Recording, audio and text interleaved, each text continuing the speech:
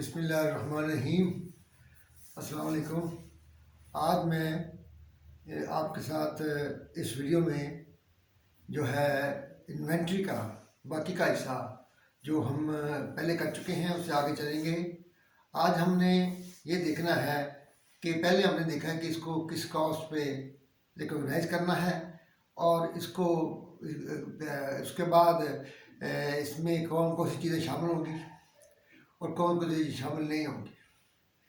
इसके बाद आज हम देखेंगे कि इसकी जो ऑनरशिप है वो कब शुरू होती है और कौन कौन सी चीज़ें जो हैं वो इन्वेंट्री में शामिल होंगी, क्योंकि हमने स्टॉक टेकिंग करना होता है। जब फिजिकल स्टॉक जिसे कहते हैं वो हम दोनों सिस्टम में करते हैं, परपेचुअल में भी करते हैं और उसको फिजिकल में भी करते हैं। फिजिकल में जब हमारी ज़रूरत है कि उसको करना है, उसके बगैर हम कॉस्ट ऑफ गुड्स सोल्ड नहीं निकाल सकते और हमने एंडिंग इन्वेंट्री लेनी होती है। लेकिन फिजिकल में अपना दूसरा जो सिस्टम है परपेचुअल, उसमें भी लेते हैं। इसलिए लेते हैं कि हमें पता चले कि हमारा रिकॉर्ड के साथ फिजिकल रिकॉर्ड मिलता है या नहीं मिलता है। अगर फिजिकल रिकॉर्ड उससे नहीं मिलता तो हमें मिलाना होता है। तो इसलिए उसके लिए ज़रूरी है कुछ चीज़ों का हमें इल्म हो। उसमें यह है कि FOB shipping point. FOB shipping point का मतलब आपको बता चुका हूँ कि फ्री ऑन बोर्ड। इसका मतलब है कि जिस वक्त फ्री ऑन बोर्ड पे हमें इंफॉर्मेशन मिल जाएगी कि ये बोर्ड हो चुका है, बोर्ड का मतलब है कि लोडेड हो चुका है शिप में, तो फ्री ऑन FOB कंडीशन के सूरत में उसी वक्त ये इन्वेंट्री हमारी मलकियत हो जाएगी, हमारे टाइटल में आ जाएगी और ये हमें अपने इन्वेंट्री में शामिल करनी पड़ेगी as a goods in transit. Goods in transit का मतलब होता है कि वो रास्ते में है, यानी कि वो जो है या तो वो एयर में आ रही है या शिप में आ रही है या बाई रोड आ रही है, किसी तरीके से आ रही है, हमें तक पहुंची नहीं है लेकिन हमें पता चल गया कि वो चल पड़ी है और वो FOB है, वो वहाँ पे पेमेंट करने के बाद हमारी हो गई है। इसका मतलब ये है कि उसको हम इसमें शामिल करेंगे। इसी तरह कुछ गुड्स होते हैं कंसाइन्ड गुड्स। कंसाइन्ड गुड्स का मतलब ये है कि वो गुड्स हम लेते हैं कि वो उसके लिए अपने पास रखते हैं और आदमी हमें देता है कि इसको अपने पास रखें और इसे बेच दें। जब बेचेंगे तो आपको कमीशन मिल जाएगा। कमीशन हमारा सेट होता है, वो हमारी मलकियत नहीं होती है, वो कंसाइनर की होती है, हमने उसे रखा होता है लेकिन वो हमारे स्टॉक में शामिल होती है। जैसे गाड़ियाँ बेचते हैं, खड़ी कर देते हैं अपना शोरूम में और वहाँ पे आके लोग देखते हैं, अगर बिक जाए तो फिर वो हम उससे पैसे कमीशन लेते हैं। इसलिए वो भी हमारी इन्वेंट्री, क्योंकि मलकियत हमारी नहीं होती, वो हमारी जमल नहीं होती। बल्कि ऐसा होता है कि हमने गुड सेल कर दी है और गुड जब सेल कर दी है लेकिन उसने उठाई नहीं, हमने पेमेंट कर दी है या इनवॉइस बन गई है, तो अब वो सेल में शामिल होगी, वो इसमें शामिल नहीं होगी। ये चीज़ें आपको ख़ास तौर पर देखनी है और इनको देखने के लिए मैं आपको छोटा सा एक एग्जाम्पल देता हूँ।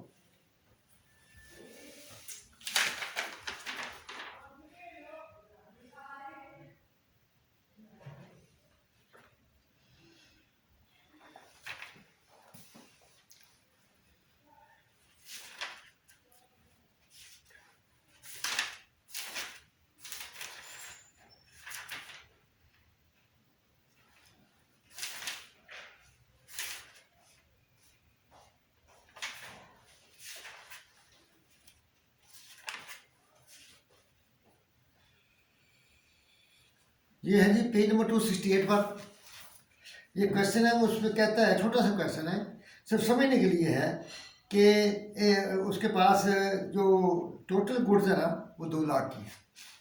इसमें मैंने नोट किया, मैं यहाँ से देख लें, 2 लाख की गुड्स है वहाँ पे पड़ी हुई इन्वेंट्री में। उसमें से जो इंट्रांजिट है वो बताता है जी आपके 10,000 की जो गुड्स है ना उसके बारे में वो कहता है जी ये हमारे पास अभी पहुंची नहीं है। उसके कहता है जी company did not include the count purchase goods 10,000 which were in transit FOB shipping point. FOB shipping point पे है और वो हमें अभी मिली नहीं लेकिन हमें पता चल गया है, इसलिए तो उसको शामिल करेंगे। इसके बाद वो एक कहता है जी उसने good inventory held in consignment. इसका मतलब है कंसाइनमेंट में जो गुड्स होगी वो हमारी नहीं है, वो उसके मालिक नहीं है, हमारी इन्वेंट्री में शामिल नहीं हो सकती, उसको हम माइनस करेंगे। इसी तरह उसने कहा है जी कि कंपनी ने कुछ सेल कर दी है गुड्स और वो उसने उठाई नहीं है, तो हम उसको कहेंगे उठा दें। तो इसका मतलब ये है कि इसको कैसे सॉल्व करेंगे। इसको आप ये देखें कि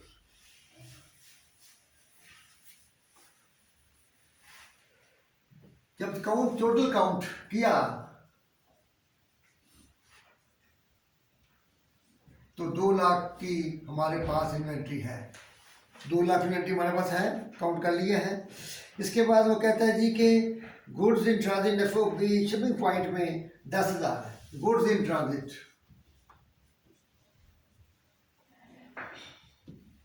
गुड्स इन ट्रांजिट है जी कितना,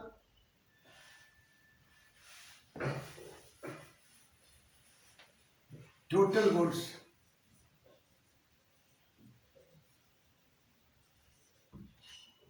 2 लाख है।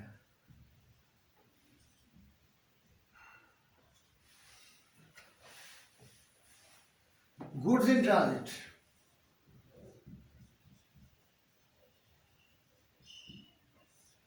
एफओबी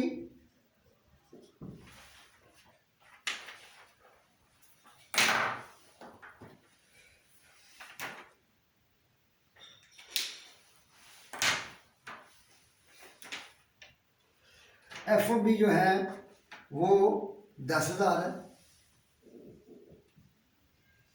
और एक और है वो है 12,000, क्योंकि इसकी मलकियत हमें ट्रांसफर हो चुकी है, हमारे पास फिजिकल मौजूद नहीं है, रास्ते में है। तो इसका मतलब है इसको हम शामिल करेंगे तो ये 22,000 की गुड्स हम इसमें शामिल कर देंगे। इसके बाद उसने लिखा है जी कंसाइन गुड्स लेस,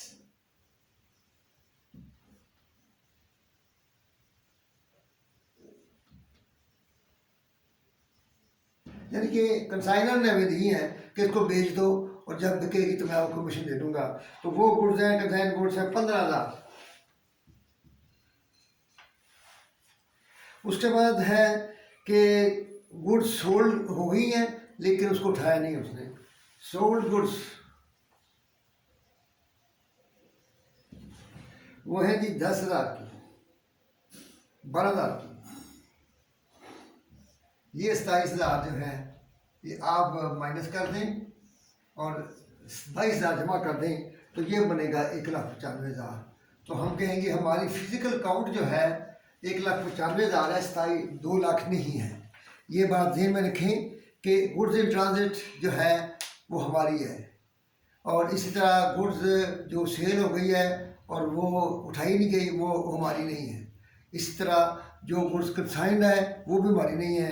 तो ये ध्यान में रखें कंसाइंड गुड्स भी हमारी नहीं होती और इनको हमने जो है अपनी इन्वेंट्री में शामिल नहीं करना, हालांकि फिजिकली पड़ी हुई है हमारे पास, अब लेकिन मानेंगे नहीं हम कि नहीं हमारी नहीं है।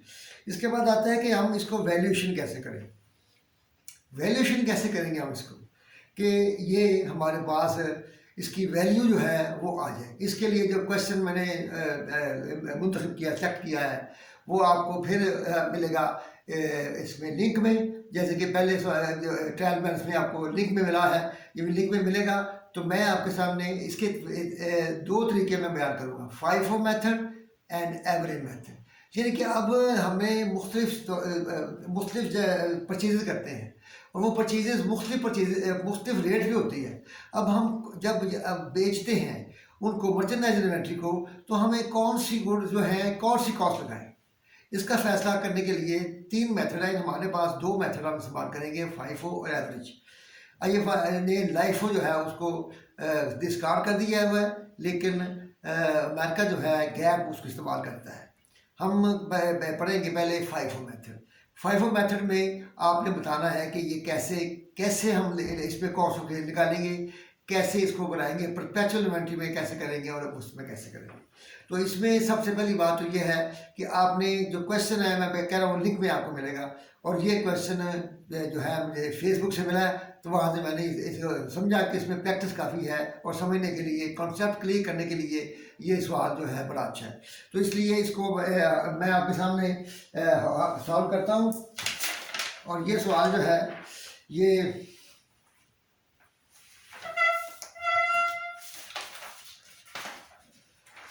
ये सॉल्व करता हूँ ताकि आपको इसका पता चले कि किस तरीके से सॉल्व करना है।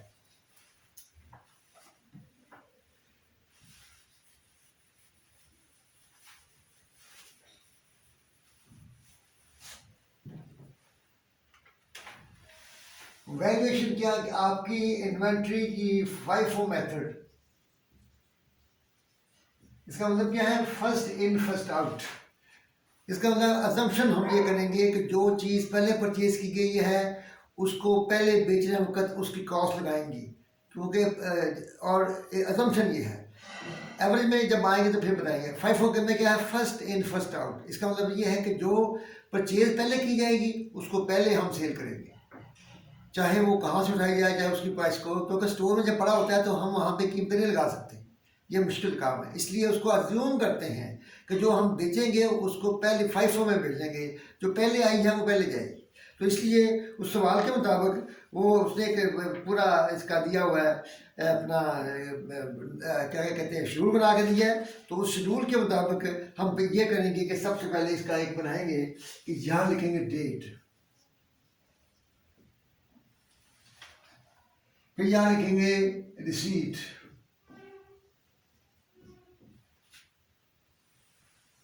यहाँ लिखेंगे सेल, फिर लिखेंगे बैलेंस। ये 3 कॉलम आप बनाएंगे और हर कॉलम में आप लिखेंगे क्वांटिटी, रेट और अमाउंट। क्वांटिटी, रेट और अमाउंट, क्वांटिटी, रेट और अमाउंट, ये हमने लिख दिया है। ये जब बनाएंगे तो इसको हम इस तरीके से पहले लिखेंगे। अब वो कहता है जी आपने ओपनिंग स्टॉक है, सबसे पहले ये 1 तारीख को ओपनिंग स्टॉक,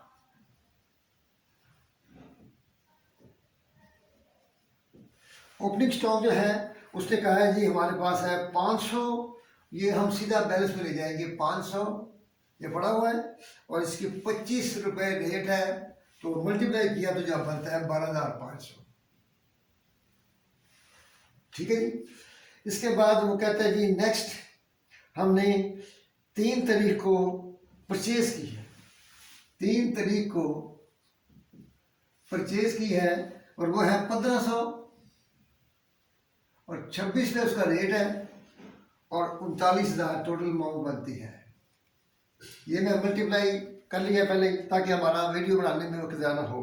39,000 आई। अब चूंकि ये सीट है, ये बैलेंस में आपका बढ़ जाएगा, इसलिए इसको डायरेक्ट हम बैलेंस में ले जाएंगे 1500 और 26 और 39,000। इसके आने के बाद हम करेंगे कि 4 तारीख को क्या हुआ जी, 2,000 और परचेज हुई है, 2,000 और परचेज हुई है, तो हम लिखेंगे 2000। 24 इसका रेट है, उसकी अमाउंट बनती है 48,000। इसको भी इधर ले जाएंगे 24 और 48,000। ये हमने उसके बाद उसने कहा जी 6 तारीख को 2100 यूनिट जो है हमने बेच दी है, 6 को सेल आ गई है, ये सेल का कॉलम है। इसका मतलब है कि यहाँ पे आप एक लाइन लगाएंगे कि इसके बाद परचेज कोई नहीं है, ताकि हमें पता चले कि जहाँ तक हमने मसला करना है। तो सबसे पहले 2100 है, तो इसका मतलब है कि हमारे पास सबसे पहले ये आई थी, इसको बेचो 500, 25 और 12,500। इसमें अब कुछ नहीं बचा, सारे खर्च हो गए। 1500 अब 2100 रुपये है, 2100 है तो इसलिए 1500 पूरा ले सकते हैं हम, 2,000 हो जाएगा 26 और ये 39,000 और ये भी नील हो जाएगा, ये सारी निकल जाएगी। इसके बाद हम 100 और लेंगे, 100 यहाँ से लेंगे ताकि ये 2100 हो जाए और इसका रेट आप लेंगे 24 रेट लिया तो ये बनता है 2,400। इस तरह ये हमारा 2100 पूरा हो गया। ये सवाल में सेल है 2100 और इसकी प्राइस हमने ये लगाई है 39,000। इसका मतलब ये है कि 2100 जो इसमें गया तो बाकी इसका 1900 बच गया। और रेट है 24 रेट है, तो हमने 45,600 यहाँ भी लगा दिया। इसका मल्टीप्लाई करें तो ये आता है 45,600।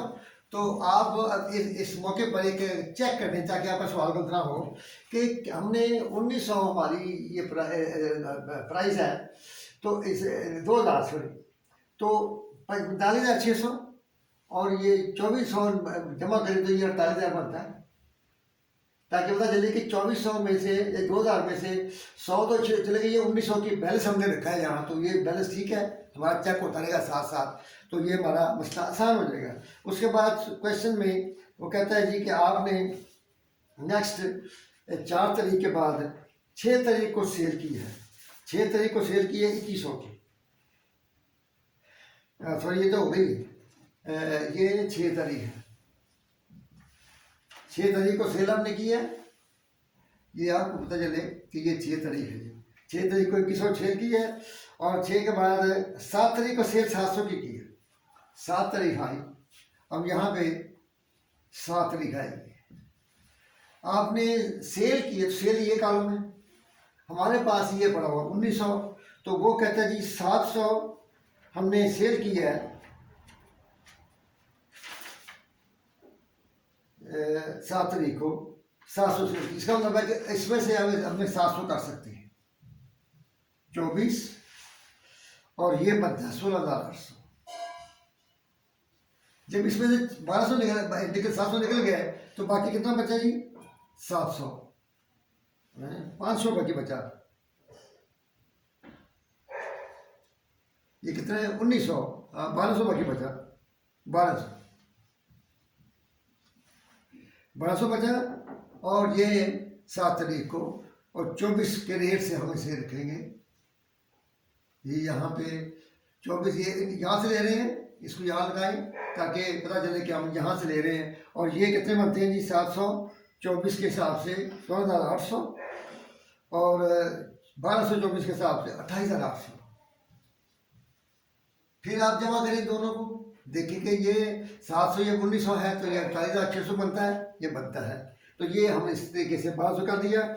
उसके बाद 8 तारीख के बाद 7 के बाद 8 को फिर सेल हुई है 500, 8 को फिर सेल हुई है कितनी, 8 तारीख को 500 की सेल हुई है, तो इसका मतलब ये है कि 500 जो है इसमें 1200 है, हम इसमें से 500 सेल कर सकते हैं 524 के हिसाब से, और ये बनता है 12,000,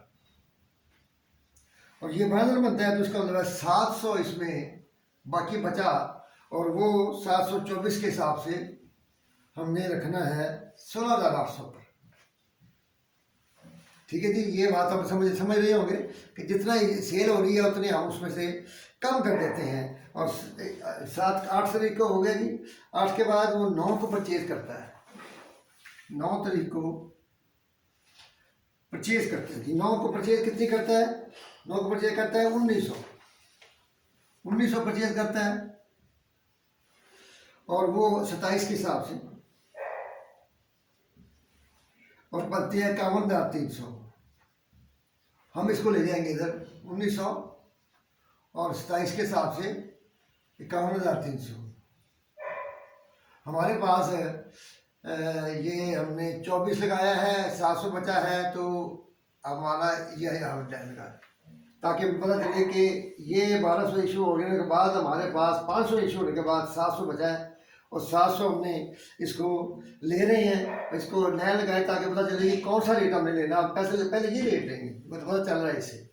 तो इसके बाद आपने 9 तारीख है, 10 तारीख को सेल किया आपने, फिर सेल हुई है 10 तारीख को सेल हुई है 1200 की,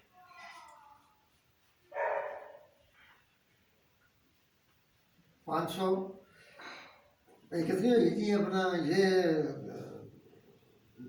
700, ये 7 तारीख को 7 तारीख को 700 की हुई है, 7 तारीख को 700 हुई है, और 15 तारीख को 1200 की हुई है।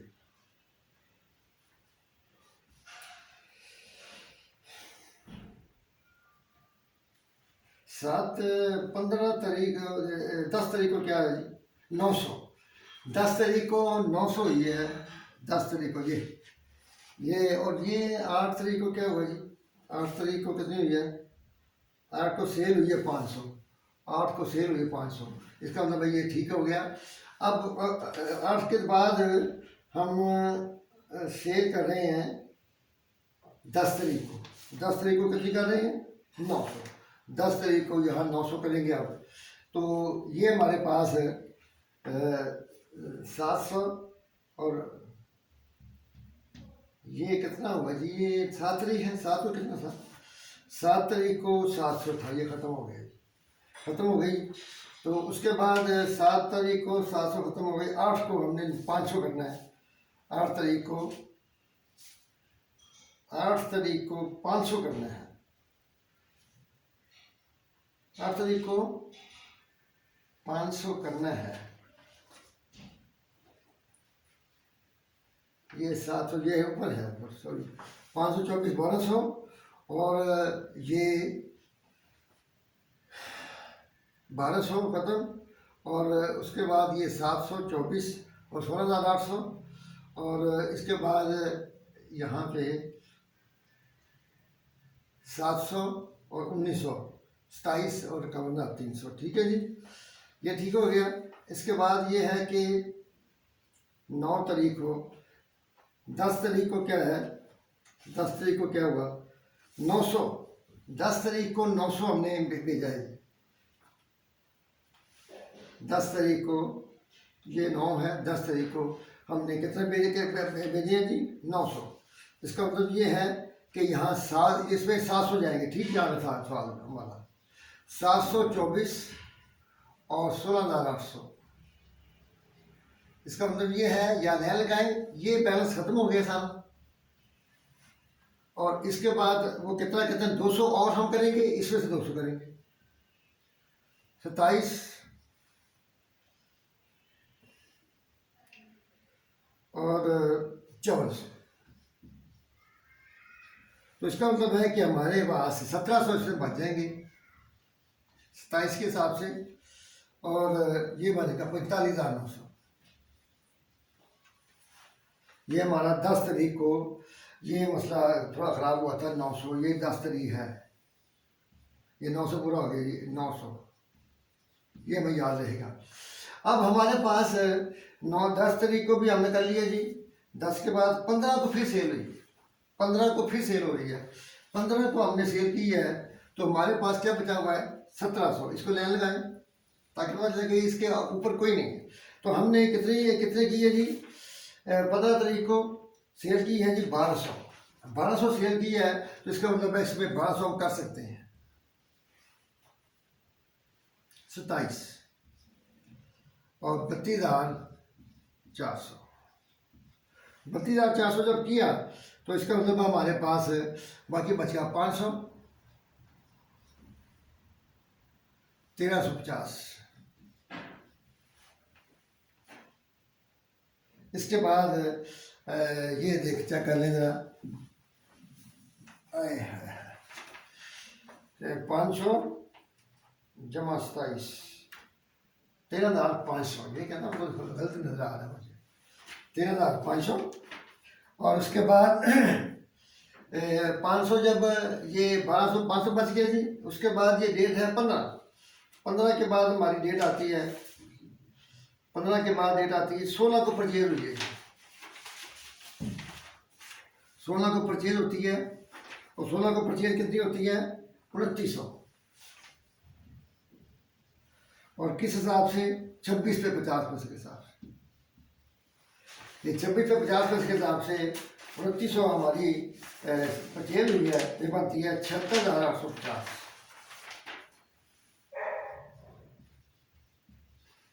ये हम लेंगे आप 2900, 26,50 और 76,850। ये हमने यहाँ तक ले लिया जी। ये है 16 तारीख। 16 तारीख को हमने 2900 26,50 के हिसाब से हमने 76,850 जो हैं ये ले लिए हैं। और उसके बाद 16 को क्या हुआ? 16 को हो गई। 16 के बाद 18 को सेल हुई। 18 को सेल हुई है, जब 18 को सेल हो तो आप फ़ौरन इसको लाइन लगा दें। जो ही सेल आए आप इसे लाइन लगाएं ताकि आपके पास सीधा हो जाए कि 500 फर्स्ट इन है, फर्स्ट इन है। इसके मतलब ये है कि 18 को सेल हुई है 1300 जब सेल हुई है तो हमने क्या किया कि पहले 500 ये निकालेंगे और 27 के हिसाब से, और 13,500 जब किया तो ये नील हो गया। इसके बाद बाकी कितना 18 को इशू कर रहे हैं, हम सेल कर रहे हैं 1300, इसका मतलब है 800 और करेंगे। इसमें से 800 करेंगे 2650 के हिसाब से, और 800 की ये बनती है 21,200, और इसमें से बाकी क्या बचेगा 2100 बचेगा 26,50 के हिसाब से, और उसकी रकम आती है 55,650। 55,650 आ गई जी। उसके बाद वो कहते हैं जी कि 24 को लास्ट सेल हुई है। सेल कितनी हुई सेल जी 950। 950 का मतलब ये है कि इसमें से हम 950 जो है इशू कर सकते हैं। 950 इसको अगर लिख दें तो हमारे लिए बेहतर होगा कि पता चले कि 1300 कैसे हुआ था। तो इसके बाद 24 तारीख को हम करते हैं, 24 तारीख को 950 सेल करते हैं तो इसमें से हो सकती है 950, तो ये बनता है 26,050 के हिसाब से, तो इसकी रकम बनती है 25,175, और इसकी 11 जो बाकी बची ये हमने मुकम्मल हो गया जी। 1150 बाकी बचा 2650 के हिसाब से, और ये हमारा 30,475 ये हमारे पास है। तो यहाँ से हमें पता चला कि इसको मुकम्मल करने से कि ये अगर टोटल करेंगे ये, तो ये कॉस्ट ऑफ सेल होगी। क्या होगा कॉस्ट ऑफ सेल, इसका टोटल बनता है 1,97,000 1,97,175 ये बनता है। तो इसकी ये एंडिंग इन्वेंट्री है।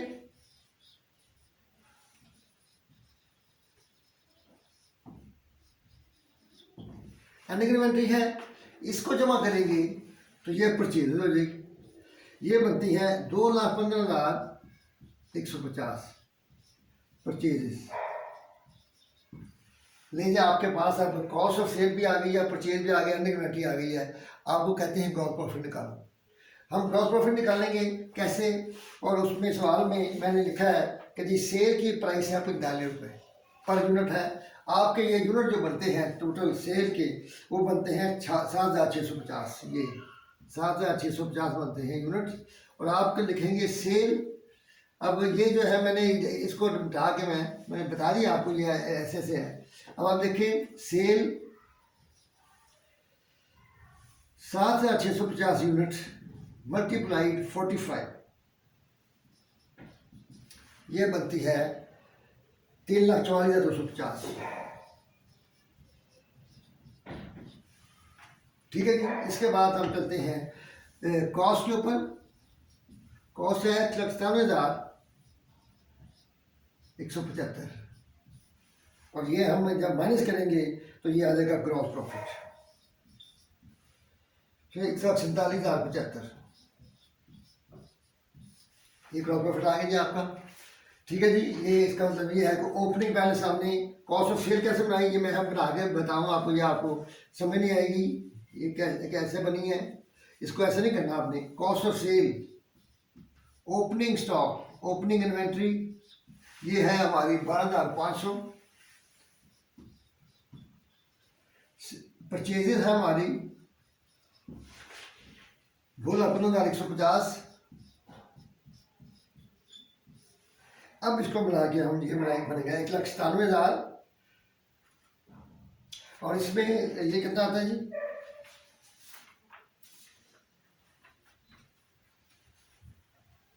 कैलकुलेटर, ये 12,500 जमा 2,15,150, 2,27,650,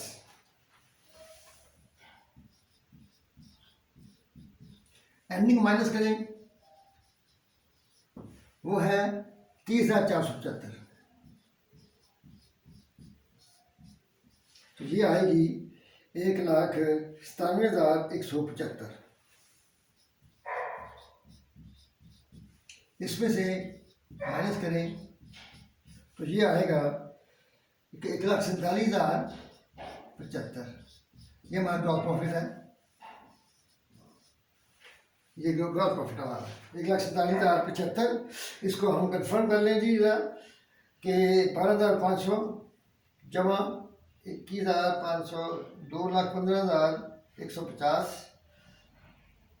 2,27,650 माइनस 30,475 1,97,75 बिल्कुल सही है। इसको माइनस करें और इसका जवाब आता है 47,75।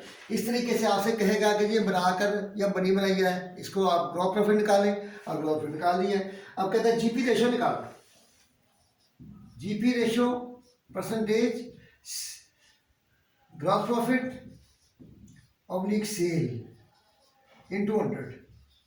जब जीपी रेशो मांगे तो आप कहेंगे ये फॉर्मूला है, और जीपी इसका कितना है, जीपी है 1,47,075, सेल है 3,44,250।